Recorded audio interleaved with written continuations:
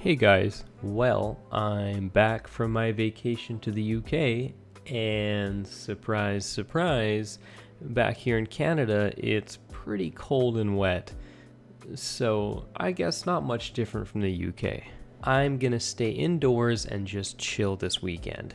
Plus, I'm kinda itching to paint myself yet another mask. Let's do it.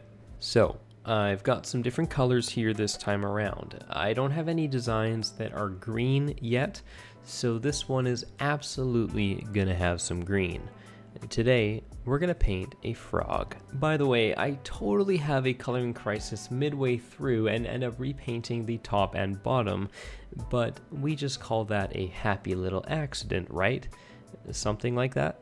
So yeah, the UK was pretty great. We stayed in Belfast for about a week and celebrated my brother's wedding in Northern Ireland, visited many pubs, went on this great Game of Thrones tour, which was sort of just a long tour bus ride along the coast of Ireland, saw the Giant's Causeway, took pretty much way too many photos as you'd expect. This was my first time in Europe too, so it was just a great way to get away for a while. And man, if you're watching from Ireland, let me just say your guys' countryside is a totally different shade of green than Canada's. It's way more vibrant in Ireland.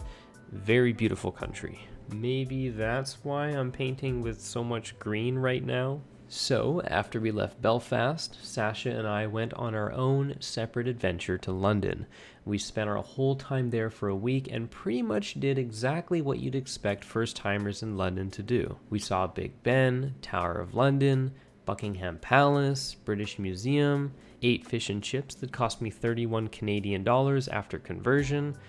Yikes. We literally went to every landmark you can imagine. We even went to Thorpe Park, just an hour away, for some roller coaster action for a day. Honestly, it's pretty easy when you can take the tube literally everywhere in between. Sasha is also a big Harry Potter fan, so obviously we booked a tour to the Warner Brothers Harry Potter set tour months prior, which, might I add, is the only way to get tickets. Don't do it the day of, you will not get in. If you're a big Harry Potter fan, it's totally worth it, and the tour itself lasted anywhere between 3 to 4 hours. And believe me, it could have taken a lot longer. There's almost too much to see in there from the films. And of course, if you follow me on Instagram, you'll also notice that's where I got engaged. I'd be lying if I said she didn't have her suspicions, but I still kept it a surprise to pretty much everyone, including Sasha. Somehow, she didn't find the ring I kept hidden in a pair of socks for like 4 months. Nobody knew when or how it was gonna go down. But I guess people knew it was gonna go down at some point. So yeah, I guess I have a fiance now. So naturally, things are starting to get a little crazy with wedding prep, which isn't happening for a while, but my weekends haven't changed at least. Still planning on airsofting in the winter, and I actually kinda hope it snows a lot.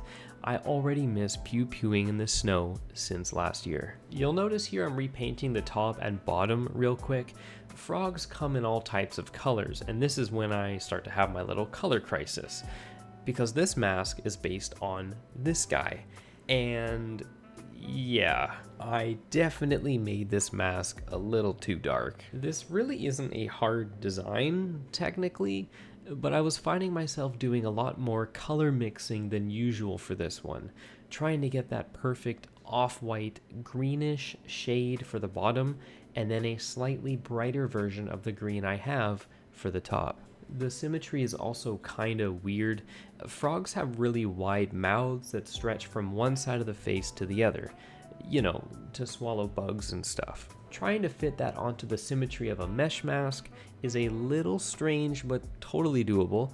Usually once it's all finished, bullets included, all the pieces come together and it begins to make more sense. And of course, gotta paint a tongue, make our frog look happy, or at least at the ready for flies, I guess. By the way, it's funny how in the UK you guys call bathrooms or washrooms toilets. I mean, it makes sense. We don't go to the toilet area to take a bath either. I mean, not normally.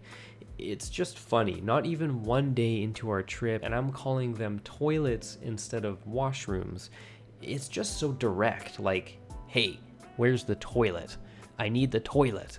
I don't know, I guess the implication of what you're planning on doing is much more obvious. But, I mean, hey, everyone poops, right? No way, girls don't poop. No, they definitely don't poop. Speaking of toilets, you guys got weird toilets in the UK.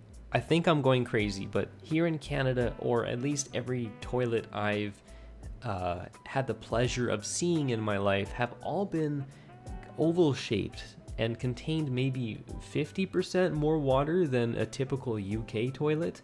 UK toilets are very square looking from what I've noticed, and instead of lots of water, it's more like a little target of water in the center, and you just gotta kind of aim for it.